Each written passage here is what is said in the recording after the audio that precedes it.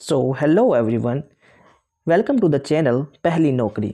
दोस्तों, जैसा कि मैंने आपसे प्रॉमिस किया था कि सीटेट 2026 में सीडीपी में 30 में से 30 दिलाने की जिम्मेदारी हमारी होगी। उसी जिम्मेदारी को पूरा करते हुए मैं आज आपके लिए लाया हूँ लॉरेंस कोलबर्ग का कंप्लीट नैतिक विकास का सिद्धांत।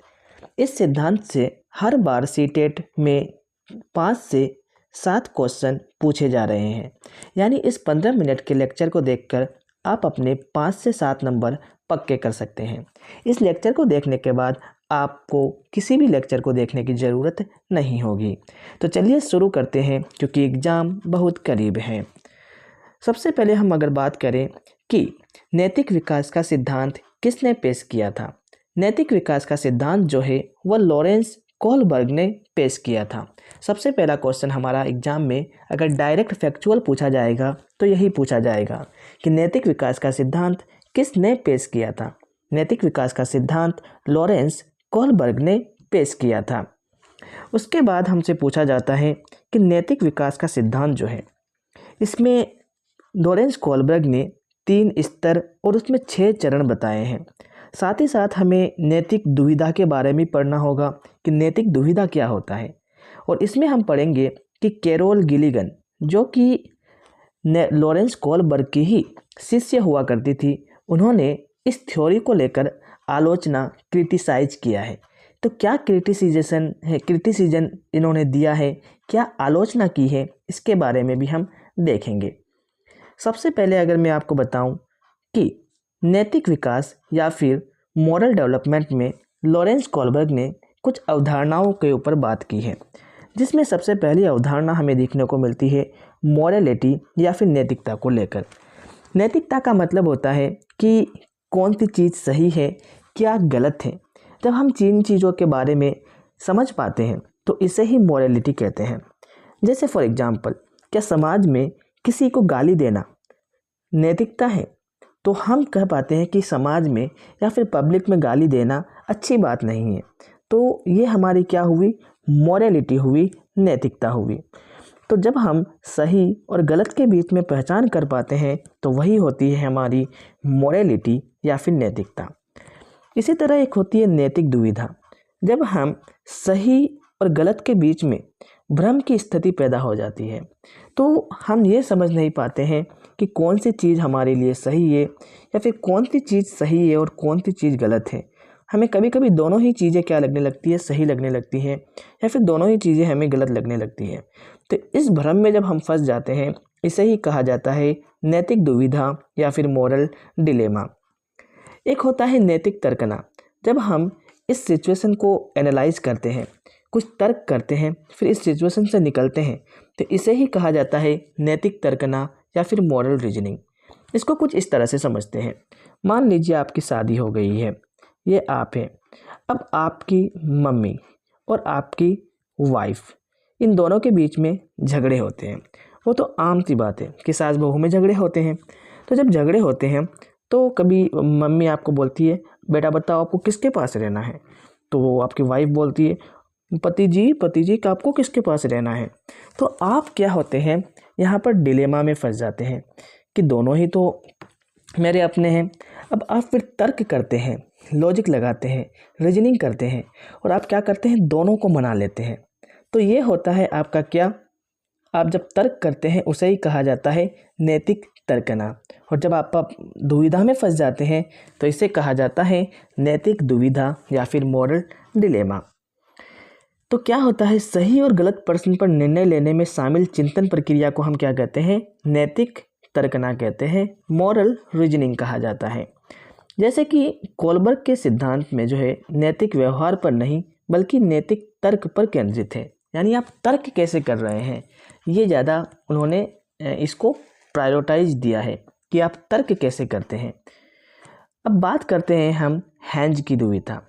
जो लॉरेंस कोलबर्ग थे, उन्होंने एक कहानी बच्चों के सामने रखी और फिर उसके ऊपर तर्क करने को कहा कि आप इसके बारे में क्या सोचते हैं। तो क्या कहानी थी कि एक हैंज नाम का गरीब आदमी रहता है, उसके पास पैसे नहीं रहते हैं। एक दिन क्या होता है कि उसकी पत्नी बीमार पड़ जाती है और जब वो मार्केट जाता है तो दवा की कीमत क्या होती है, बहुत ही ज़्यादा अधिक होती है। और वो डॉक्टर भी क्या रहता है, लालची रहता है कि अगर तुम मुझे पैसे नहीं दोगे तो मैं तुझे दवाई नहीं दूंगा। अब बेचारा करता तो करता क्या, इसने उधार लिया, कर्जा लिया या फिर किसी से मांग जूंग के आधा ही पैसा जुटा पाया। लेकिन डॉक्टर तो लालची है, वो पूरे पैसे लिए बगैर उसको दवाई नहीं देगा। तो वो क्या करता है, वो सोचता है कि अब तो मुझे अपनी पत्नी की जान बचानी है। अब वो सोचता है कि मुझे क्या चोरी करनी चाहिए या फिर अब मुझे क्या करना चाहिए, वो डिलेमा में आ जाता है। तो ये पूरी कहानी थी। तो लास्ट में वो क्या करता है कि वो दवाई चुरा लेता है और अपनी पत्नी को दे देता है और उसकी पत्नी ठीक हो जाती है। तो हताशा में आकर वह दवा चुरा लेता है। तो अब ये कहानी सुनाने के बाद जो आपके ये हैं लॉरेंस कोहलबर्ग है, वो क्वेश्चंस पूछते हैं बच्चों से, क्या हैंज को चोरी करनी चाहिए, अगर हाँ तो क्यों, अगर नहीं तो क्यों नहीं। तो देखो यहाँ पर लॉरेंस कोहलबर्ग ने सिर्फ हाँ और नहीं में जवाब नहीं मांगा, उन्होंने तर्क करने के लिए भी कहा कि अगर हाँ तो क्यों चोरी करनी चाहिए, अगर नहीं तो क्यों नहीं चोरी करनी चाहिए। आप भी कमेंट सेक्शन में बता सकते हैं, क्या हैंज को चोरी करनी चाहिए, अगर हाँ तो क्यों करनी चाहिए, अगर नहीं तो क्यों नहीं करनी चाहिए। तो अभी पता चल जाएगा आप लॉरेंस कोहलबर्ग के कौन से लेवल और कौन से स्टेज पर फॉलो कर रहे हैं या फिर फॉल कर रहे हैं। तो चलिए देखते हैं। अब नैतिक विकास के 3 स्तर और 6 चरण बताए हैं लॉरेंस कोहलबर्ग ने। सबसे पहला स्तर जो उन्होंने बताया था वह है पूर्व परंपरागत स्तर, जो कि 4 से 10 साल तक के बच्चों में पाया जाता है। उसके बाद दूसरा स्टेज उन्होंने बताया परंपरागत स्तर, जिसे इंग्लिश में कहते हैं कन्वेंशनल स्टेज। अभी आगे देखेंगे। ये जो पाया जाता है 10 से आपका 14 साल तक के बच्चों में। उसके बाद तीसरा है आपका उत्तर परंपरागत स्तर, जिसे कहा जाता है पोस्ट कन्वेंशनल स्टेज। ये जो होता है 14 साल से ऊपर के बच्चों में क्या होता है, पोस्ट कन्वेंशनल स्टेज डेवलप्ड हो जाती है। चलिए अब इसको स्टेप बाय स्टेप कंप्लीट देखते हैं एक एक करके। लेवल 1, लेवल 1 में क्या है, पूर्व परंपरागत या फिर नैतिकता या फिर प्री कन्वेंशनल मोरालिटी।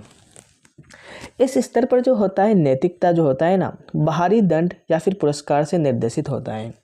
इसका जो पहला स्टेज है वो है दंड एवं आज्ञा पालन, पनिशमेंट एंड ओबीडेंट, जिसे इंग्लिश में कहते हैं। इसमें क्या होता है, बच्चे की जो नैतिकता होती है ना, वो सज़ा से बचने के लिए नियमों का पालन करता है। जैसे अगर बच्चों को स्कूल में होमवर्क देते हैं तो बच्चे को क्या बोलते हैं, अगर तुम होमवर्क करके नहीं लाओगे तो तुझे कल मार पड़ेगी। तो वो उस मार से बचने के लिए, उस दंड से बचने के लिए होमवर्क करके लाता है। लेकिन जो आपके लॉरेंस कोहलबर्ग थे, उन्होंने इसका कैसे यूज किया, उन्होंने बच्चों से पूछा, पहले कहानी तो उन्होंने सुना दी, बच्चों से फिर पूछा हैंज को चोरी नहीं करनी चाहिए या करनी चाहिए। तो इस स्टेज में जो बच्चे थे वो जवाब दिया कि हैंज को चोरी नहीं करनी चाहिए, क्योंकि उसे पुलिस पकड़ लेगी। उसको दंड के बारे में पता था इस स्टेज में कि अगर वो चोरी करेगा तो उसको पुलिस पकड़ लेगी। दूसरा स्टेज है आपका यांत्रिक सापेक्षिक या फिर लेन देन, जिसे कहते हैं टिट फॉर टेट। इसमें बच्चा सोचता है कि मेरे लिए इसमें क्या है, मुझे क्या मिलेगा, तुम जैसा करोगे वैसा तुमको करेंगे, तुम मुझे पेन दोगे तो मैं तुझे क्या दूंगा, पैसे दूंगा, तुम मुझे दवाई दोगे तो मैं तुझे पैसे दूंगा। हैंज को चोरी कर लेनी चाहिए, इसमें बच्चे जो क्या करते हैं, क्या तर्क देते हैं कि हैंज को चोरी कर लेनी चाहिए थी, क्योंकि उसकी पत्नी अगर ठीक हो जाएगी तो उसको खाना बना के देगी। जब देख रहे हैं ना, इसमें टिट फॉर टेट, अगर वो चोरी करके अपनी पत्नी को दे देगा तो उसकी पत्नी ठीक हो जाएगी और पत्नी उसके बदले में क्या देगी, उसे खाना बना के देगी।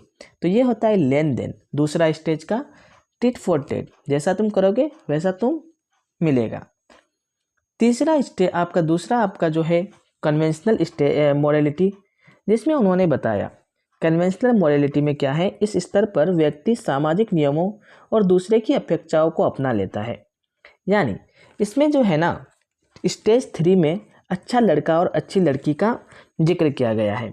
यानी जो बच्चे जो होते हैं वो समाज में अच्छा बनने के लिए चीज़ों को करते हैं। जैसे अगर आप उसकी थोड़ी प्रेज़ कर देते हैं तो वो उस काम को और ज़्यादा करता है। दूसरों की नज़रों में अच्छा बनने के लिए कार्य करता है।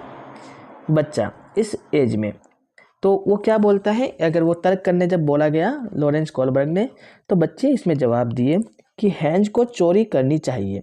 क्यों चोरी करनी चाहिए? ताकि लोग उसे क्या बोले, अच्छा पति माने। क्योंकि देखो, अगर वो चोरी कर लेगा तो लोग क्या बोलेंगे, देखो कितना अच्छा पति है, उसने अपनी पत्नी की जान बचाने के लिए दवाई तक भी चोरी कर ली।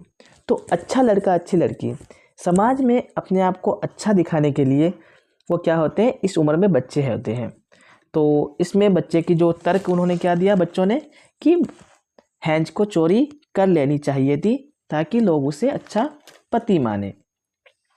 स्टेज 4 जैसे ही आते हैं बच्चों में डेवलप्ड होता है, तो बच्चों में क्या बोलते हैं कि नियम नियम है। बच्चे समझने लगते हैं कि नियम जो है वो नियम है और समाज के लिए कानून पालन करना अनिवार्य है। इसमें बच्चे क्या तर्क देते हैं कि चोरी करना जो है वो गैर कानूनी है। परिस्थितियाँ चाहे जो भी हो, चाहे उसकी पत्नी मर रही हो या जी रही हो, लेकिन चोरी करना गलत बात है तो उसको तो दंड मिलेगी। तो चोरी करना गैर कानूनी है। इस स्टेज में हाँ हम ये समझते हैं, बच्चों में ये डेवलप्ड होती है। तो बच्चों ने ये तर्क दिया, जो इस स्टेज में बच्चे जा चुके थे, कि चोरी करना गैर कानूनी है, परिस्थितियाँ चाहे जो भी हो, चोरी उसे नहीं करनी चाहिए थी। उसके बाद आता है उत्तर परंपरागत नैतिकता या फिर पोस्ट कन्वेंशनल मोरालिटी। इसमें जो होती है स्टेज 5 में सामाजिक अनुबंधन का सिद्धांत। इसमें क्या होता है, इसमें होता है कि कानून जो है समाज की भलाई के लिए है, यदि वे अन्यायपूर्ण हैं तो बदले जा सकते हैं। इसमें जब ये जो बच्चे इस स्टेज तक पहुंच चुके थे, उससे जब लॉरेंस कोलबर्ग ने सवाल पूछा तो उसने जवाब दिया कि हैंज का कार्य सही है, क्योंकि जीवन का अधिकार संपत्ति से बड़ा है, क्योंकि उस दवाई से, उस पैसे से बड़ा किसी की ज़िंदगी है। तो इस तरह के जो इस स्टेज में पहुंच चुके थे, उन बच्चों ने जवाब दिया कि हैंज ने बिल्कुल सही किया, क्योंकि जीवन का अधिकार संपत्ति से भी बड़ा है।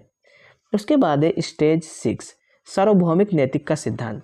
जो बच्चे इस स्टेज तक पहुंच जाते हैं वो मानते हैं कि न्याय, समानता और मानव का अधिकार कानून से ऊपर नहीं है। समझे ना, कानून उसी के लिए तो बने हुए हैं।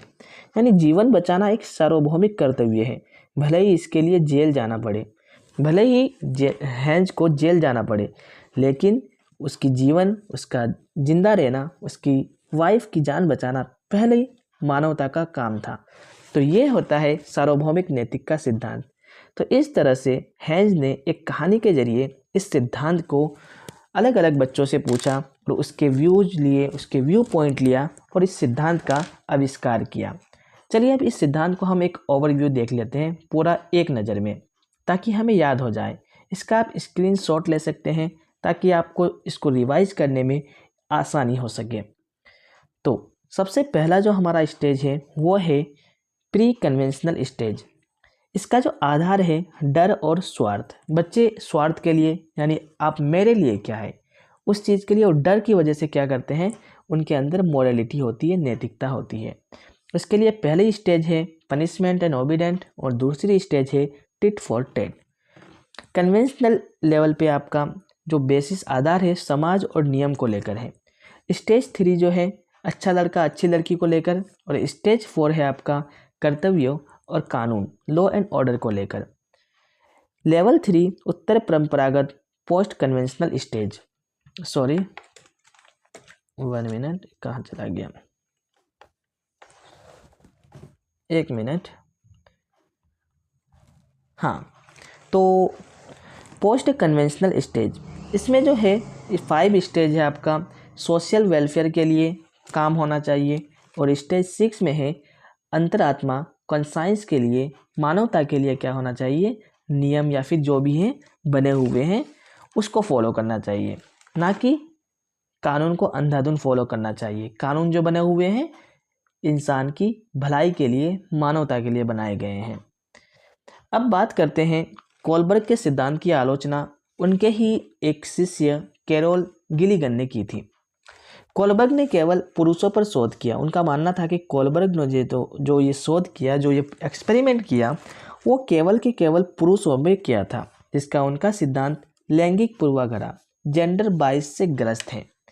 क्योंकि पुरुष जो होते हैं वो न्याय की नैतिकता, मोरालिटी ऑफ जस्टिस, न्याय और अधिकार को महत्वपूर्ण समझते हैं, जबकि महिलाएं जो होती हैं वो देखभाल की नैतिकता, मोरालिटी ऑफ केयर को ज़्यादा सहानुभूति और मानवीय रिश्ते को महत्वपूर्ण समझती हैं। तो उनका यह मानना था कैरोल गिलिगन का। तो गिलिगन के अनुसार महिलाएं जो होती हैं रिश्तों को बनाए रखने के आधार पर निर्णय लेती हैं, जबकि पुरुष जो होते हैं नियम और अधिकार को महत्वपूर्ण समझते हैं। तो उनका यह मानना था, क्योंकि ये जो जितने भी सवाल पूछे गए थे लॉरेंस कोलबर्ग के द्वारा सभी लड़कों से पूछे गए थे, इसीलिए इन्होंने इसको जेंडर बायस बताया। चलिए कुछ क्वेश्चंस कर लेते हैं अब। एक बच्चा नियम का पालन केवल इसलिए करता है ताकि उसे सजा ना मिले। कोलबर्ग के अनुसार वह किस चरण में है? तो सजा से बचने के लिए, यानी पनिशमेंट एंड ओबीडेंट, तो ये पहला स्टेज होगा। तो दंड एंड आज्ञा पालन पहला लेवल के फर्स्ट स्टेज में है, ये है आपका पनिशमेंट एंड ओबीडेंस।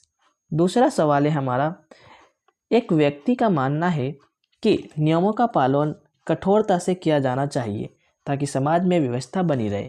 तो लॉ एंड ऑर्डर का ये क्या है आपका केस है, ये है आपका स्टेज 2, कन्वेंशनल लेवल का स्टेज 4 है ना, law and order. Third question है हमारा, कैरोल गिलिगन ने कोलबर्ग के सिद्धांत की आलोचना किस आधार पर की? तो वो किया था देखभाल की नारी नैतिकता या फिर नारीवादी दृष्टिकोण के आधार पर इन्होंने इसकी आलोचना की थी। अब देखते हैं हम शिक्षा में इसका क्या निहितार्थ या फिर एजुकेशनल इम्प्लीकेशन क्या क्या हो सकते हैं इस सिद्धांत के। नैतिक दुविधाएं प्रस्तुत करें। हम क्या कर सकते हैं, क्लासरूम में बच्चों से कुछ ऐसी कहानियां समझा सकते हैं जिससे वो तर्क करेंगे और इससे उनके अंदर नैतिकता क्या होगी, डेवलप्ड होगी। इसी तरह हम चर्चा को प्रोत्साहित करेंगे, बच्चों को एक दूसरे के दृष्टिकोण सुनने दें ताकि वह अगले स्तर की ओर बढ़ सके। और साथ ही साथ हम उसको दंड नहीं देंगे, बच्चों को केवल सजा के या फिर डर से नहीं बल्कि सही और गलत के कारण समझाकर अनुशासित करेंगे। इस तरह से हम इसको क्लासरूम में इम्प्लीमेंट कर सकते हैं। तो लॉरेंस कोलबर्ग ने कहा था कि नैतिक विकास जो है एक कंटिन्यूअस प्रक्रिया है, ये 1-2 दिन में नहीं होती बल्कि लाइफ टाइम चलती रहती है। कोलबर्ग हमें सिखाते हैं कि नैतिकता केवल नियम पालन नहीं बल्कि न्याय की समझ है। जैसे जैसे हम बड़े होते हैं हमारी नैतिकता भी क्या होती है, विकसित होती रहती है। तो सही कार्य वही है जो न्याय संगत है, जिससे न्याय हो। न्याय संगत कार्य ही क्या होते हैं, सही होते हैं। तो ये था नैतिक विकास का कंप्लीट सिद्धांत। अगर आपको वीडियो अच्छा लगा हो तो वीडियो को आप एक लाइक कर सकते हैं, अपने दोस्तों के साथ शेयर कर सकते हैं और सब्सक्राइब ज़रूर करें। Thank you for watching, take care and bye bye.